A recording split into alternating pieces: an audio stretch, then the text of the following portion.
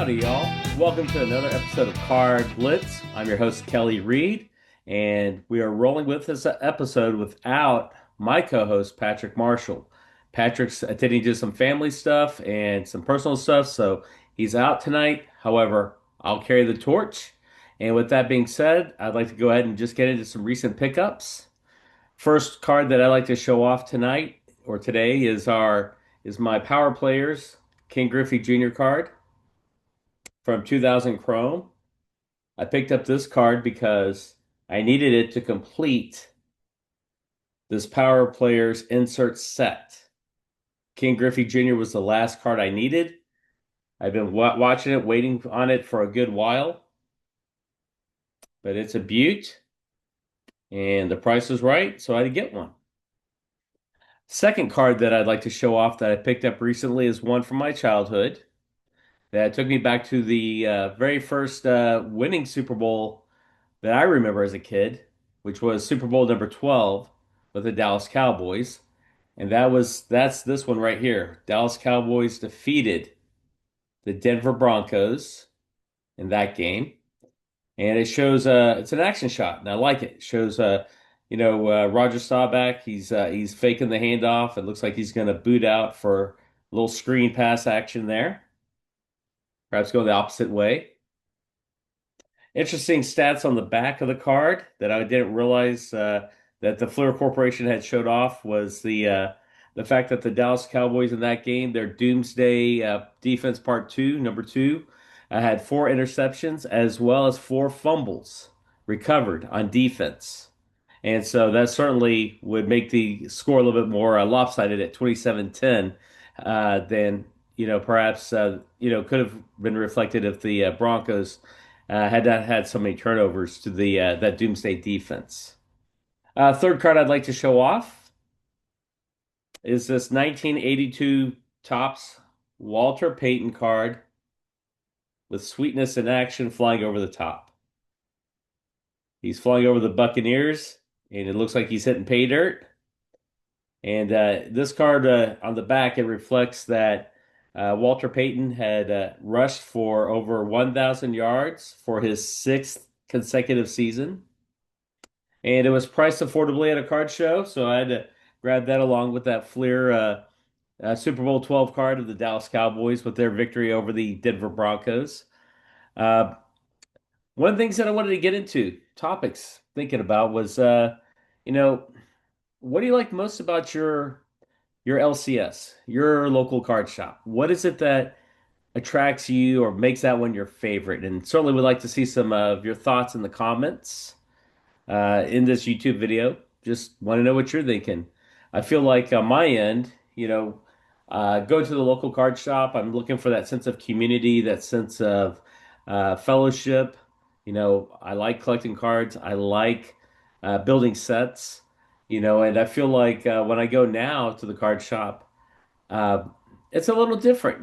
Certainly they have huge inventory. They have lots of different choices. They'll bring out the different products on a menu saying, "Hey, here you go. Choose what you like," which, for me, it's kind of interesting coming back into the hobby 2 years ago. I was like, what? You're bringing out the products here on a menu and asking me with prices to what I would like to select. Um, so that felt a little different, and then there's like a little area for folks to open their cards and to enjoy the packs or boxes that they buy. Uh, I like going to my local card shop to learn about new product, but also to continue to grow in this hobby and to learn, just get hobby knowledge. I think that's an important part of being you know, a, a collector is expanding what's upstairs.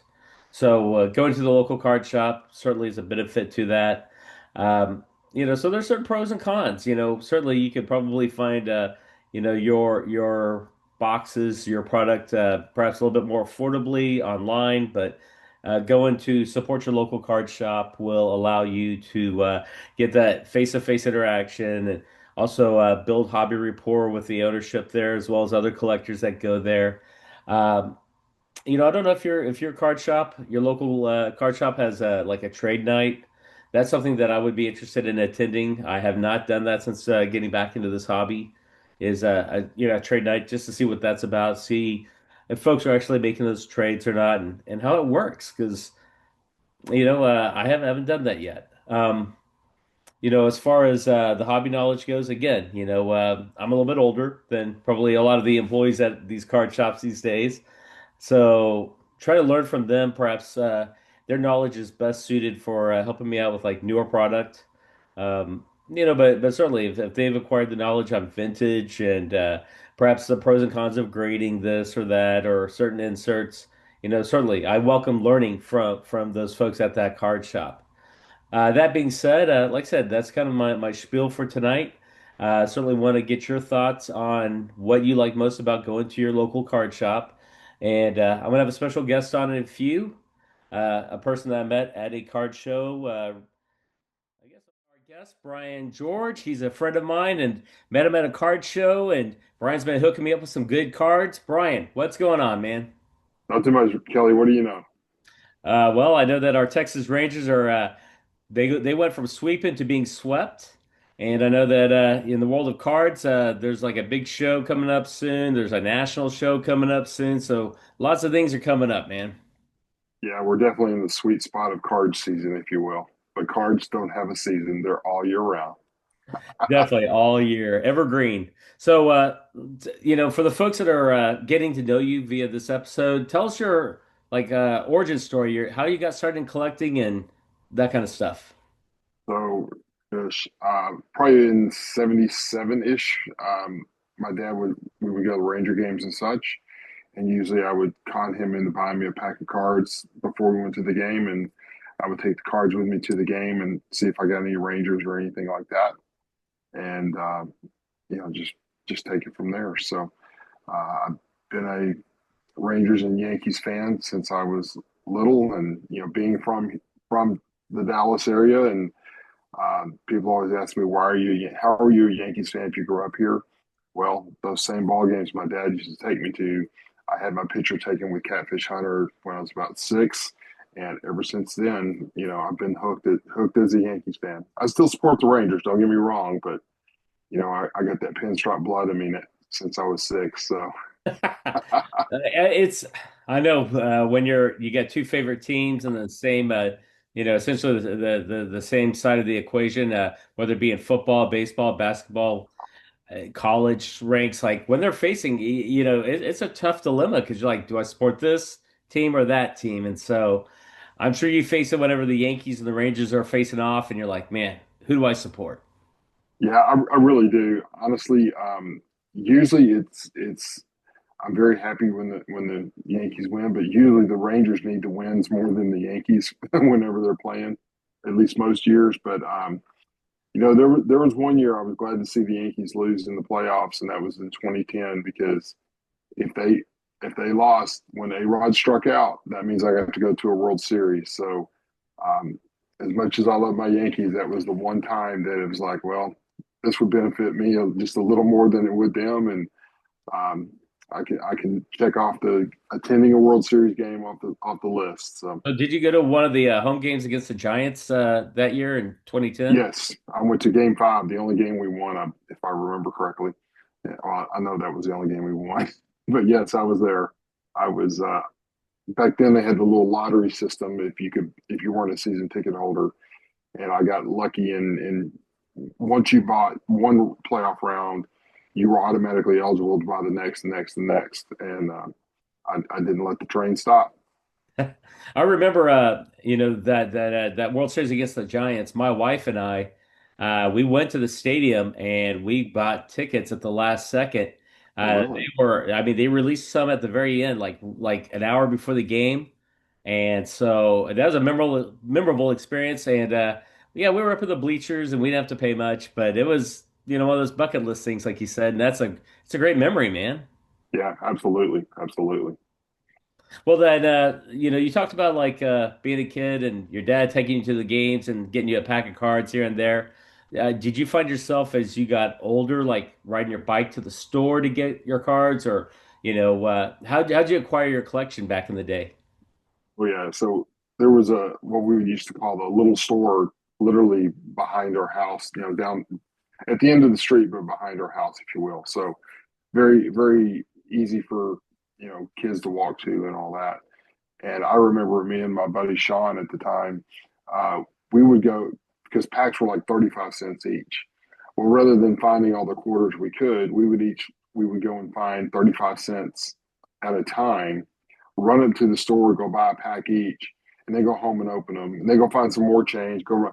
And finally, Steve, the guy that owned the store, he goes, "Why don't you just buy them all at once?" And my buddy Sean goes, "Well, that way we can't come and bug you by buying them one at a time." So That's great, man. That's a good story. Would you and your buddy trade cards much? Were you aware of even set building back then, or was it just, hey, I'm collecting Yankees and Rangers, and he was trading for his favorite players and teams? we didn't really build sets too much. That obsession came to me later on, but we just liked all the big names and stuff like that. And we would trade him some. He would steal some of mine. There's a big story we'll have to get into one other time where I called the cops. I'll just tell it now. He grabbed some cards out of the windowsill, took off running, which he knew that would make me mad. He was always faster than me, but he always would say, I always had to be faster because if Brian ever caught me, he was always bigger and he would, it wouldn't have ended Troy? well. Yeah. But he was always faster. I'll give him that. He was always a little taller and just a hair faster. And um, so me and my sister did call the police, and this cop came out, and he was so mad when he came out for what he came out for because we reported a theft. He goes, "What? Came out here for a baseball card?" I'll never forget that. He was so mad. He went down to my buddy's house, and his mom came to the door and she said, "Well, I don't know where the cards are." We still laugh about that story today because I mean we're still friends 50 something years later. So Yeah, but uh, kids, we do the darndest things, don't we? exactly. And since we've been friends so long, we both of us remember, and we've told each other kids the stuff we pulled and got away with that this generation now can't because of these little devices we're talking on right now. Yeah, imagine that, man. Well, Brian, I like I started the interview here. I first met you at a card show. So, what is it that keeps you interested in this hobby? What's driving you to because you got quite the collection behind you as well as I can see. So, Yeah, thank you. Honestly, it's this. Someone put it because I have a huge Star Wars collection as well, and someone said it to me one time, and I've never forgotten it. It was always my escape. My parents got a divorce when I was 9, and Star Wars and cards were my escape and sort of my safety blanket because I remember, when I go to spend some time with my grandparents to give my mom a break or whatever, I would usually either take cards or Star Wars or both. And even today as an adult, it's my escape from reality in a way, it sort of helps me, feel like I accomplished something. As you can see behind me, I'm a set builder, and um, I like to binder everything. So um, yeah, I think it's more my just escape from everyday, the world's problems, and it's a hobby. So, it, yeah, and it it's allows a you to hobby relax. too. Yeah, It's interesting you brought up Star Wars because that was my entry product to getting into cards. It was Star Wars cards, 1977. That's when I got into yeah, cards, and I love that movie. That's like Star Wars number four, episode four, New Hope. That is my movie. Like I can watch that over and over, and yeah, even though I know all the lines and everything, I love it. And I'm fascinated by it as even an adult, thinking about like the technology back then and looking at them cards and being a kid and looking through them, going, "Hey, oh, it's a Darth Vader card. Hey, here we got Luke Skywalker." Just I loved it, man. I just didn't realize the stickers were meant to be saved and not to be stuck on every wall or kitchen appliance as a kid. yeah, But I built my set, and fortunately, stream of card consciousness, a fellow YouTuber, Mark Ford, he hooked me up with the last sticker I needed, which was a Harrison Ford sticker number three. It's a great feeling, that sense of accomplishment, like you said, Brian. I'm all about that, man. Making the set, and then it's done. You can always look at it, enjoy it, and then get focused on the next goal. yeah, and hence the binders. And it's funny is um, since I don't want to have a room full of shelves, there's actually, I've got so many different sets in progress. This, I mean, The literally, spiral, it's old sort of school. you've seen this with me at shows, and um, I've actually put other some of the binders of sets that I finished off to the side and off the shelf, so I can have stuff. So it's easy to remember. Okay, What you're all right, working on? I've got three cards I need to put in. I know right where the binder is instead of the whole this side of the room, which there's binders sort of That's your everywhere. completed sets, boxes and whatnot. You're done with that, and then the ones behind your working sets. About half of what's behind me is working. Like this shelf here is all complete top sets. Hmm. Let's see, it's from 71 to 2012, and then I had to go over to the next shelf. So All right. yeah, Then, do you have any like big collecting goals you're working on? Is there like that 71 set? That's probably got to be a huge one. That's like one of those I don't want to say grail, but it's definitely highly regarded in the hobby as like a beautiful baseball set. Are sure. there any other like collecting goals you're working on right now or things that are Yes, as a matter of fact, so this is a 91 upper deck set, and it is completely autographed except for two cards. So the only two cards I'm missing is the Barry Bonds Pirates team card and Eric Shaw from his when he was with Oakland. It's actually a card of him batting, believe it or not. For as a pitcher, those are pretty rare. And Mr. Shaw has passed away, unfortunately, but luckily he signed a ton of cards. I've just got to find the 91 upper deck that I'm missing, and then I'll be down to Mr. Bonds, and hopefully Barry will start signing more so to I don't know. I just hope he starts signing. It doesn't well, cost I an arm mean, and a he leg. is signing in tops. Was it Series One? I think. Yep, yep, Series started signing again. So I don't know if Bonds will go back on the autograph circuit per se, but at least he's getting his name back in the hobby, and that's a good yeah, thing. exactly, exactly.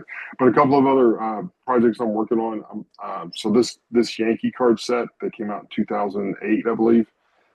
It's called Yankee Stadium Legacy. Basically, there's a card for every Yankees home game since 1922, I believe. There's over 6,600 and I think 42 cards in the set.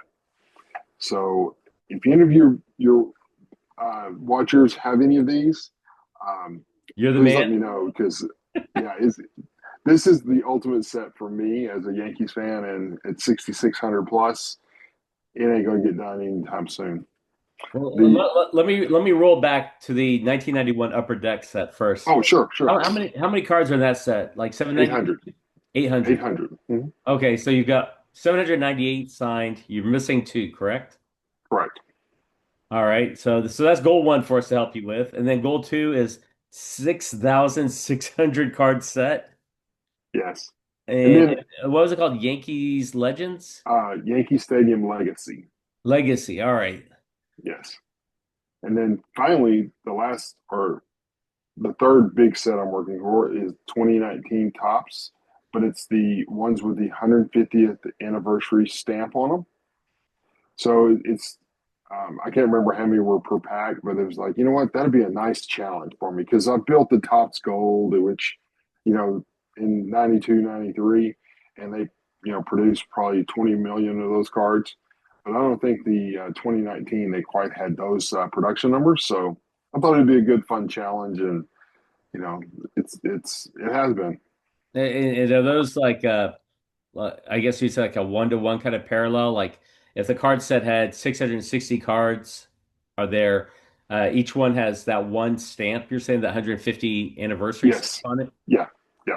Okay, and then do you know rough percentage? Like, are you halfway through? Are you just starting? Or Um, curious. I haven't counted how many I need, but I would say I'm probably 20%, 25% done. I've got the big one, which is Otani, which I got relatively cheap, $5 or $6. So the rest are That's pretty pretty much going to be, affordable. yeah. $5 is very affordable there, Brian. I got it. I got really lucky on eBay when I got that one. Usually they're going for I don't know, 2025. I just happened to get the right one and got it, and no one else noticed it, to be honest with you. Well, So take it, man. The eBay gods or wherever you found it smiled upon you and said, "Take it." it's on that one they did, that's for sure. Well, cool, man. As far as do you collect other sports? Are you strictly like a baseball guy, or you mentioned I'm snowboards? So anything I'm, else? I'm strictly baseball now. I do have all of the I'll call them the rainbow of Star Wars sets from the '70s and I guess early '80s, if you will. I do have those, and I've got a few of the you know card sets of Star Wars that they came out with, and anywhere from 1995 to probably 2015 or so. But other than that, I've pretty much stopped. I mean, but I'm other than just having those and maybe grab a Star Wars card once in a blue moon, I am strictly baseball. So Or well, you sorry, know, that was a long way to answer that question. it also makes me ask Brian, like, you're a part of the mid '90s experience because you kept collecting to the '90s, right? Well, I got married in '93, so about '95, 4 or 5, I sort of focused on being a husband instead of having all that. And plus, looking back at that point, I was really heavy into trying to buy some of the vintage Star Wars stuff that I no Hmm. longer have, and I'm pretty happy to say I have it all back now. But so I sort of got away from cards a little bit, but I probably picked it back up in 2006, 7, or 8, right in that range. Once I had my daughters were born, and um, my oldest was would sort of enjoy opening packs and stuff like that. That's when I Right. sort of got back into it. Well, then, are you primarily just like a tops kind of guy when it comes to your collecting lane, or are you open to collecting like you said you got Upper Deck 91? Mhm. That's what I was asking. Like, were you a '90s? Like, you saw the proliferation of different manufacturers and different types of inserts, or even now, are you just like, hey, man, tops is my lane, and I'm sticking with it? Great question. A little bit of all the above. So mainly tops, but I try to avoid all the unlicensed stuff. So like Donruss now, I could care less. I might get a Brett, a Judge. I'll get just a few who I really enjoy, Hmm. but I'm not going to. You won't see me buying packs of unlicensed product or anything like that.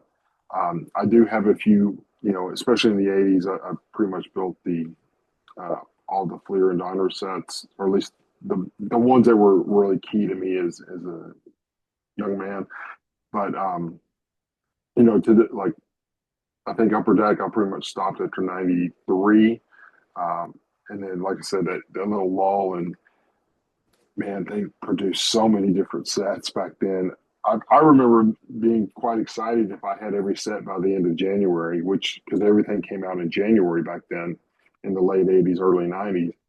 And I remember going to card shows and knocking out every set, before January was even open. It was pretty crazy. Yeah, well, as I say, I remember in the mid '90s, I guess it was probably 92, 94, 96, where it's like you had your intro, like base level, you had your mid tier, and then you had the high end. Yep. And Yeah. once Yep. and like you said, you're trying to knock off all these or check all these boxes. Hey, do I have this? Do I have this? Do I have this? And then, yeah, the scenes exploded, and I came back into this hobby 2 years ago, and my eyes were like just deer in the headlights, kind of looked like, oh my God, where do I begin? And what? There's only like basically like one like licensed product. You got unlicensed product. There's like prisms, there are refractors, but those aren't the right refractors. We got these numbered. Dude, it's a lot to take in if you're coming into this hobby. Yeah. And It from really old is. school, like in our youth to today. Yeah. Yeah. You're 100% right. 100% right. And you can't own it all. And there's this idea No. of like minimalism is kind of like the push now of like, hey, I've got quality, I've got 100 awesome cards versus, hey, I have a million Cubs cards like that guy, or Yeah. have this whole like warehouse of cards. It's a very the hobby's evolved in the way of collecting and thinking. It's each their own, but it's funny how things kind of get into like a popularity kind of contest and You Yep. know, Yep. folks compete with each other that way. Yeah. And you know, you said it best. That's the great thing about this hobby. Well, I may be a set builder, and you know, certain players I want to get one of everything, and sometimes 20 of the same copy. I'm not that OCD, but some guys are, and there's nothing wrong with that. Yeah, you want to build a rainbow, go build your rainbow. Do you, man? exactly. There's a guy that I've traded with for several years now up in the Cleveland area that he collects Vita Blue, and he likes any Vita Blue, but especially the 1975 Vita Blue. I think he's got 200 of them or something. So it's just like, you know what? But that's what makes him happy. So, every time I find a Vita Blue, especially 75, I put it to the side and I'll mail it to him. Yeah, Matter of no, fact, I've got some cards right now. I'm going to mail to him tomorrow. So, it's great, man. When you get your collecting buddies and you build those relationships and you make them happy just giving to them, and that's a great feeling. yeah, it's funny you mention that because I've met people, and when I've had to travel for work, I've you know been able to meet so many great guys in person. There's Martin Del Franco in Connecticut. There's Tim in Denver, and there's Steve I haven't met in person who's in Cleveland, excuse me. But it's I've developed so many friendships just through a social media account that some of them I've met in person, some of them I haven't, but I've traded cards with them for years now. Hmm. Well, let's change gears a little bit because this card grading thing. Do you have a lot of card graded cards, or you mainly just keep them raw and in my binders? What's your thoughts on that? Absolutely not. I have two graded cards I'm going to show here in a few minutes, and that's the only graded cards I have, or will I buy. Both of Um, them. both of them, yeah. And one, a very good friend of mine that I met through Twitter who lives here locally, he bought it for me more as a joke because he knows that my feelings on graded, but I really appreciate the card he bought me. And again, I'll show that in a minute. And another friend that I met on Twitter that we are actually in the process of um, hopefully going to open a card shop here in Kaufman County sometime in the future. No set date yet. He gave me one because he gave me this other card I'm going to show, and because it was sort of my holy grail, but not quite my holy grail, and I'll explain that in a few minutes. And I just went in to go sort some cards that we had acquired for our future shop, and he goes, "Here, I got you something." And I'm going to tell you right now, I nearly fell on the floor. I was so shocked. But I'll show that here in a few minutes. I'm sure me and the Let's, viewers we're waiting with bated breath, man. Show us yeah. some. So tell us your thoughts on graded cards, and then show us the goods, man. Okay. We got to see this. So graded cards to me are just another expense on the hobby that's unnecessary. Uh, Growing up with this hobby, I know what's meant and what's not. I don't really need someone who may or may not be qualified in cards, and I know that's as they say on some sports radio station, that's a hot sports opinion. But how do I mean, some of the grades I've seen, I'm going, how would you grade it that way when I don't know. I just really question the so-called experts, if you will, that they have grading these cards. Because one, the sheer volume, there can't be that many folks that really understand what a card should look like. And I don't know. I just have a hard time with the logistics of it all, to be honest with you. Well, I mean, graded cards, it's definitely subjective. And so, Hmm. like you said, you've been in the hobby a while. You know what you like and dislike, and you know what you're looking for. Maybe that other person doesn't have that same lens as you. Yeah, And the other thing is the question of with vintage in particular, you're paying for that third party opinion of saying, hey, this is legitimate, this is verified, this is, you know, um, not, this card hasn't been compromised in any way. So, if you're brand new to some of the older stuff like 70s, 60s, 50s earlier, you're trusting that that third party is going to deliver on their reputation and their word that it's a authentic card, it's a legit card. sure.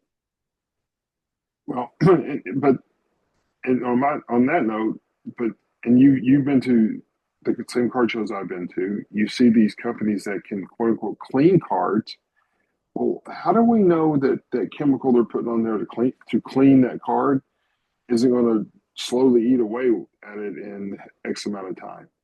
Oh yeah, There, it could compromise the integrity of the card. exactly, and Yeah. you, I'll tell you what, you'll never see me paying someone to clean a card of mine because, quite honestly, whether it looked that way out of the pack, I want it as it is. Um, it just seems, and again, to each his own, but it's like it seems strange that you would want to pay someone to clean a card. What do you think has happened to it? It's like the guys that open cards with gloves on. It's a 15, well, it's not 15 cents anymore, but it's a $2 pack of cards. It's cardboard. You're not holding the Hope Diamond here or a Right. 52 Mantle or, a 34 Goody, Babe Ruth. It's Nolan Arredondo, No offense to Nolan there, but you know what I mean. Right. Right. Yeah. Watch he moves on in his career, and you're like, well, okay.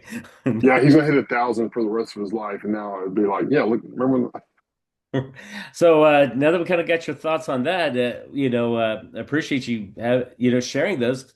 I think there are a lot of collectors that probably think similarly as you do of, hey, I've had this hobby before card grading and I don't need it. No, card grading will be there when I'm gone, but for right now, it's not a priority to me. exactly. And those that love graded cards, I'm happy for you, but you'll never be able to touch it. And you know, again, to each his own, but it's just not for me. Maybe I'm too old school, but you'll never see me carrying around a nuclear launch code briefcase with cards. That is one of the funniest things when we walk around shows, that in the backpacks that no one ever gets into. If you want, I'm sorry, I'm getting off on a No, tangent there, that's a but new one, man. Because I take a backpack, I put my spiral in there and snacks and water and some penny sleeves and maybe some some card savers maybe. I've seen you get in your backpack. Most of these guys, not that I'm watching everybody all the time, but it's like you It's never see not Fort anyone Knox, but dude, I'm not walking around with all that stuff in my hands. I'm throwing it in the backpack and we're gone. exactly. Well, Well, I'm just trying to more be funny in a George Carlin type of way more than anything. So, well, show us those cards because we're all kind of right, against it in a few. okay. So this was the gift that my friend gave me. That was my next to Holy Grail, if you will. It's a 91 Diners, or yeah, 91 Diners um, Elite Series George Brett, and these were like extremely rare to find. They were like one in every 20 cases or something like that. They're not that expensive now, but in the early 90s, these were going for 500 or 600 bucks easily. So I'm extremely happy to own this card. The second card is one my buddy gave me because I needed one just for my Brett binder, and so he picked this up and gave it to me a few months ago, and it's funny because I can't put it in the binder because I don't want to break it out of the case, which I told him I was going to just as a joke. But I've got another, so I still have to get a Brett to put in the binder. I've got one for my set that's in the binder, and I also have a mini Brett, which on maybe if I'm ever able to come back on your show again, I'll tell you some card stories about that No, mini we'll Brett. definitely have to do that, man. Do you uh, the fact that you've got two and you got two that are protected and you can enjoy them, take them with you on your trips and whatnot because apparently they're sealed and protected. Yeah, Um, you got a couple other cards like in your collection you want to show off tonight. You're like, hey, these ones are cards that mean something to me. They're valuable to you at least. yeah. So these are three that I've always just loved the card no matter what. And the first one is the Pete Rose rookie. Now I've never owned a Pete Rose rookie because this one is officially counterfeit. Um, but my friend Sean that I told you about that we collected cards when we were little. Um, our big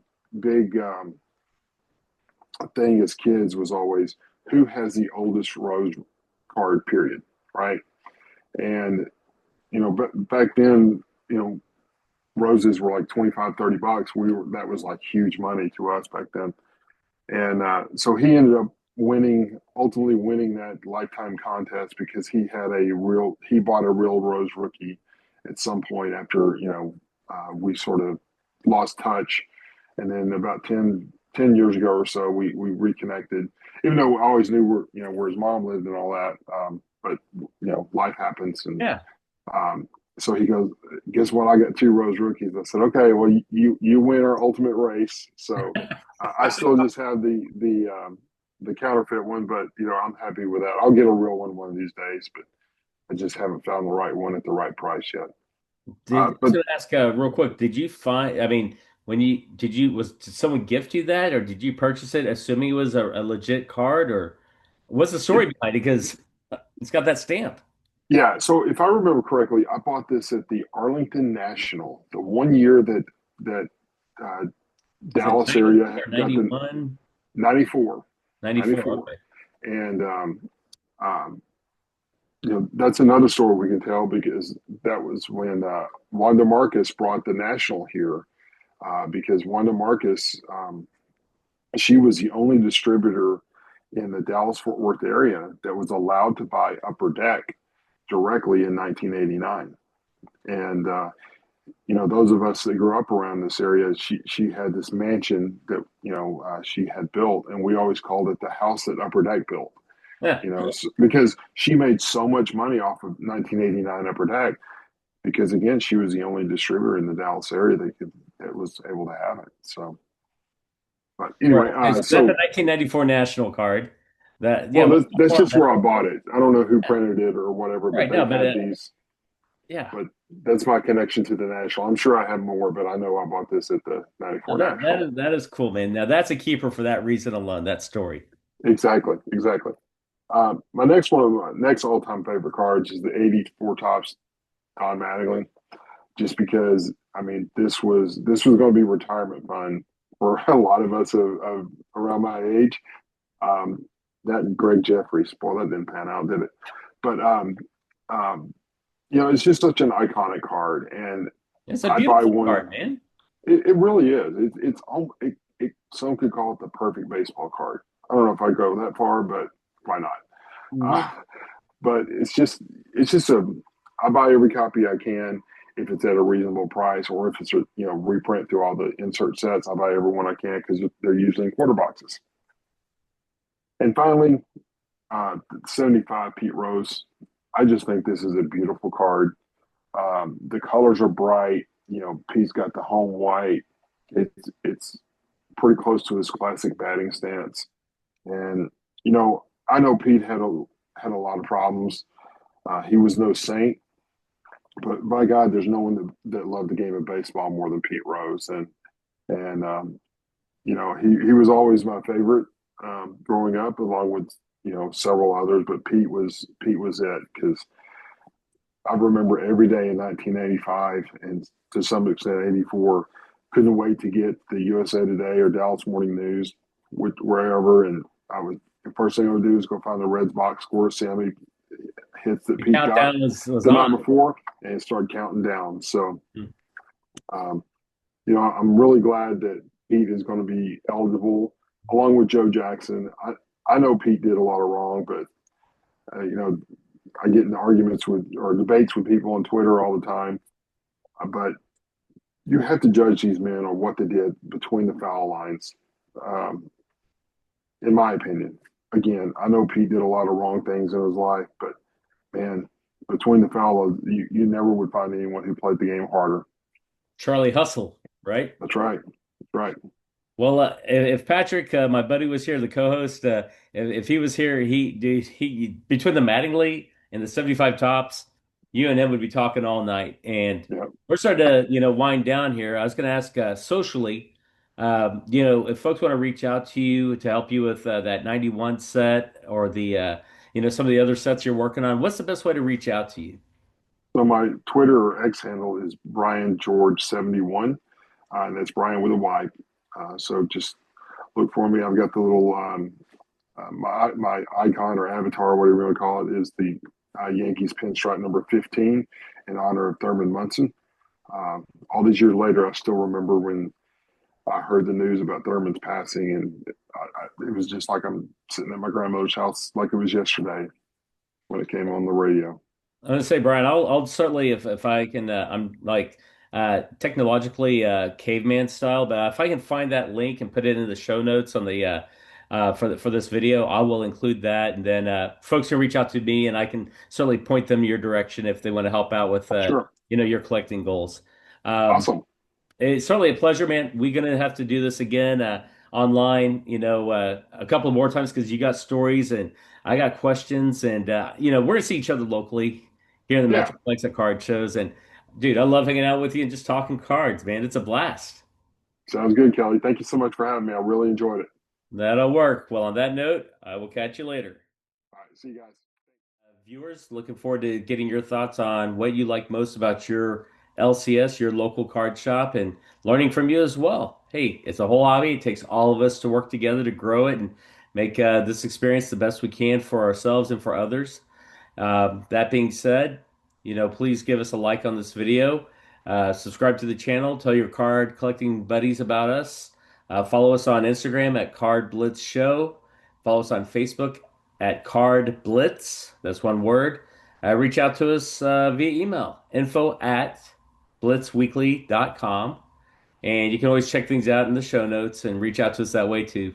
Thank you again for your support. Thank you again for your attention. And thank you again for being a part of this show. Take care, and we'll see you on the next one.